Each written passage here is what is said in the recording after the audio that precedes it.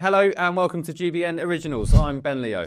Now imagine a world where your wallet becomes obsolete. No card numbers, no PIN codes, just you, your face and your hand becoming the key to your financial transactions.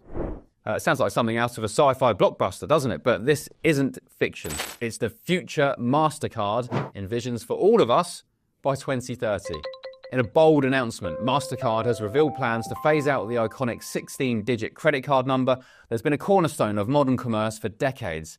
And instead, of course they're turning to biometric authentication, using your unique physical traits such as your face or your palm to verify payments. What could go wrong?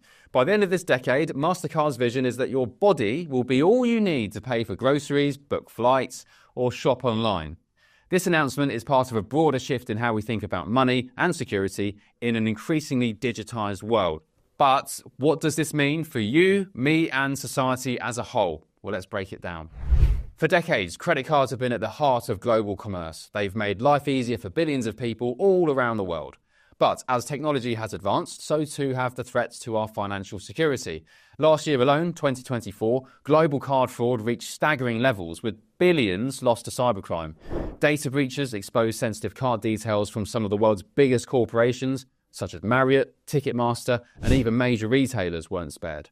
So this isn't just an inconvenience, it's an absolute crisis. Because every time you swipe or tap your card at a payment terminal or enter your details online, you're exposing yourself to potential fraud. Criminals are getting smarter and even more sophisticated each and every year. This escalating crisis has pushed companies like MasterCard and Visa too to rethink how we pay and how we protect ourselves. Their solution? Biometrics. Your fingerprints, your face, even the palm of your hand, combined with advanced tokenization technology. So how does that all work then? Biometric authentication is simple, yet incredibly powerful. Instead of storing your credit card number on a physical card or in an online system where it can be stolen by hackers, tokenization converts it into a unique digital identifier stored securely on your device or in a cloud-based system. This token is meaningless to anyone who tries to steal it because it can only be verified when paired with your personal biometric data. When you make a payment using biometrics, whether it's through facial recognition or scanning your fingerprint, the system verifies both the tokenized data and your physical traits. This ensures that even if hackers breach a system or intercept payment data, they just can't access anything useful. The goal is clear.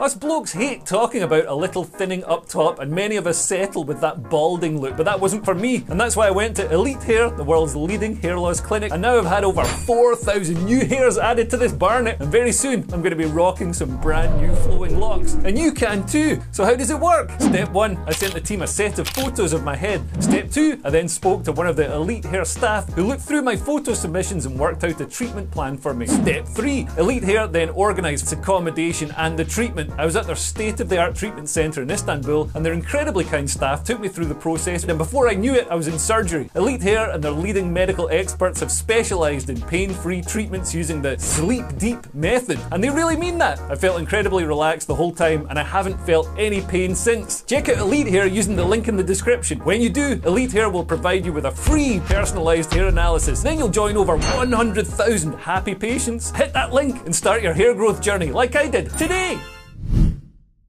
Eliminate vulnerabilities in traditional payment systems while making transactions faster and more convenient for consumers.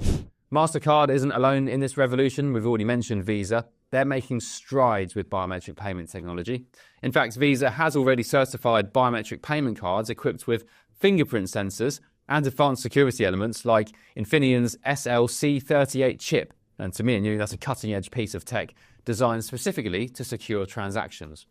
These innovations are being tested and rolled out all around the world. In Australia, MasterCard has partnered with AMP Bank back in 2022 to launch its very first numberless cards. And these cards didn't display any visible account numbers or expiration dates, which is, according to them, a significant step forward to eliminating physical identifiers altogether.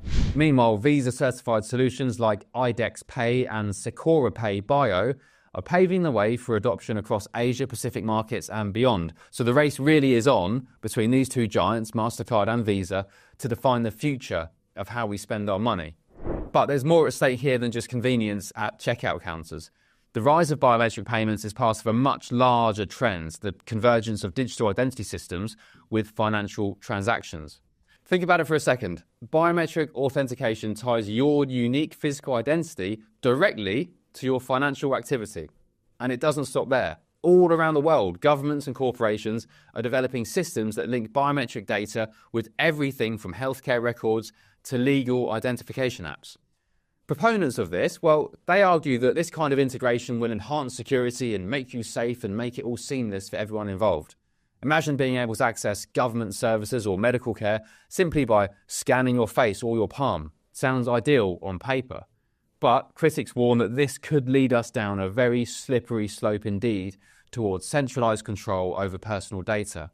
Once biometric systems are fully implemented on a global scale, just who will control them? And what will happen if or when they're abused?